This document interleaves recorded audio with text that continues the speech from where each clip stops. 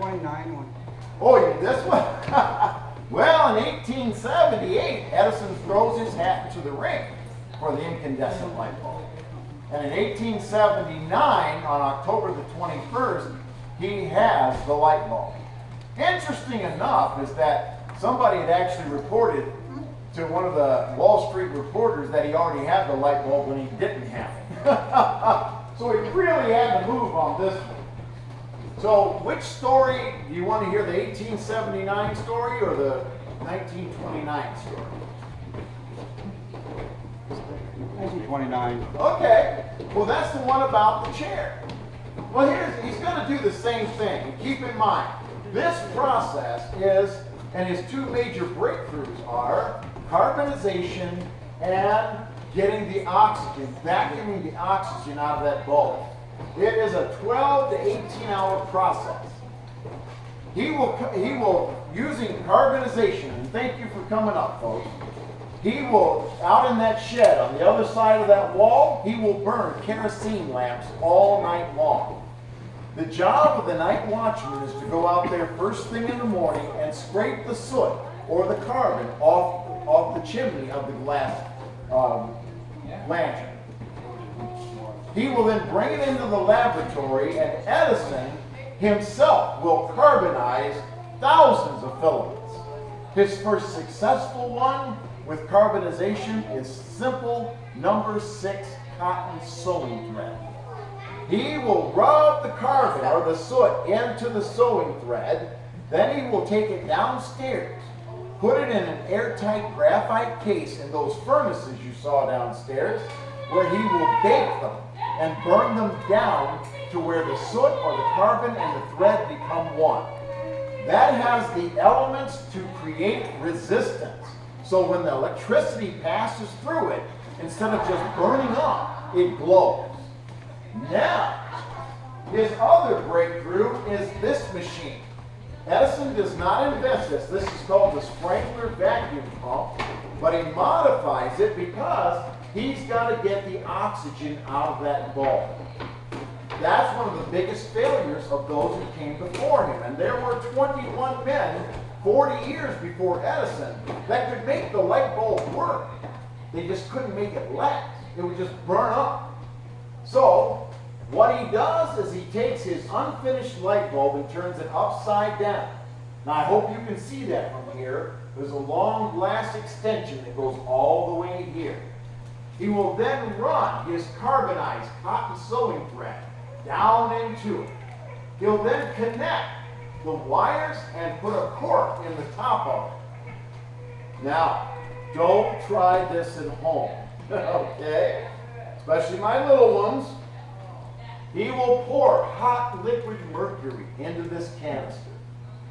He will adjust the flow right here.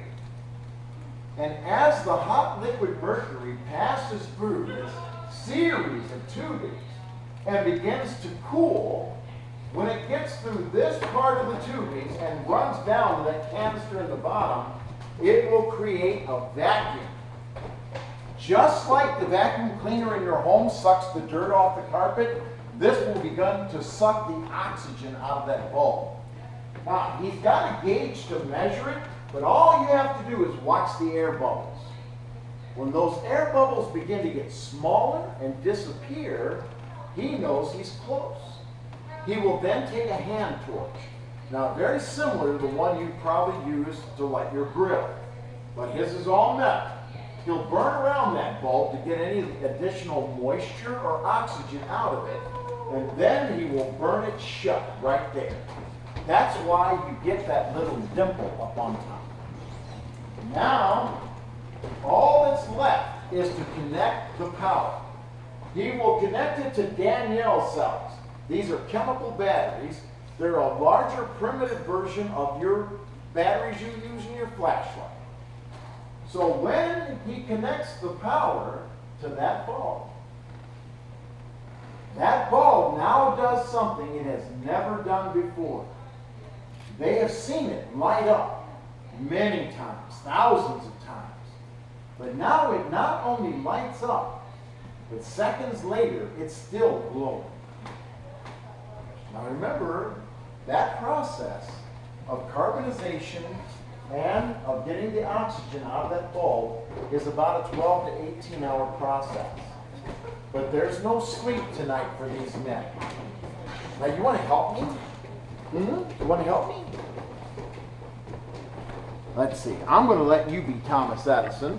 Now, if you don't mind me giving you a boy's name, you can be Francis Yale. Okay? And then I need Francis Upton and Charles Batchelor. And I think this is Francis Upton coming right there. Now, I want you to do me a favor. Would you do that? Let's stand here, and I want you to stare at that light bulb. Now, folks, keep in mind, have a great day. I hope you have time. We're going to do this for the next 13 and a half hours. Yeah. Because they've never seen this before. This is like looking at something that amazes you so much that you can't take your eyes off of it. Like seeing one of the 7 wonders of the world. Maybe the first time you saw Niagara Falls, or the Grand Canyon, or the Great Pyramids. Or maybe the first time that you saw your wife. 13 and a half hours later, that bulb is still glowing. So what are you going to do now? You got a bulb that's burnt for 13 and a half hours. You got the world record. What do you do now? Huh? Yeah, well, he's already famous. The tinfoil phonograph has made him famous. I know, you're thinking like an adult, and I need you to think like a kid. Because what would you do? I mean, like if you're burning a bonfire and the fire's going out, what are you going to do? Light a stick, put it up. Huh? Light a stick. Oh, my goodness. You're going to throw more wood on the fire. Right. Oh, there you go. See how they all... Edison turns the juice up. He wants to see how bright he can get that bulb. And about an hour later, the bulb glows. That's why that artifact's not around today for you to see. But Edison has what he came for. He has a bulb that is affordable, it is practical, and he can put it in your home. The date is October 21st of 1879. In November of the same year, Edison tells the world he's going to illuminate Menlo Park, New Jersey.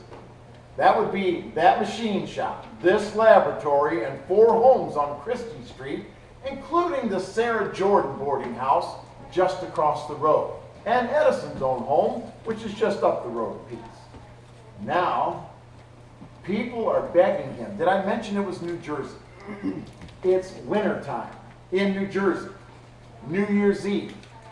His backers are begging him to call it off, because if this fails, you're ruined.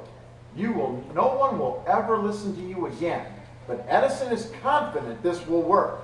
And on New Year's Eve of 1879, he pulls one switch in that machine shop, and Menlo Park will light up like a Christmas tree in front of 3,000 people.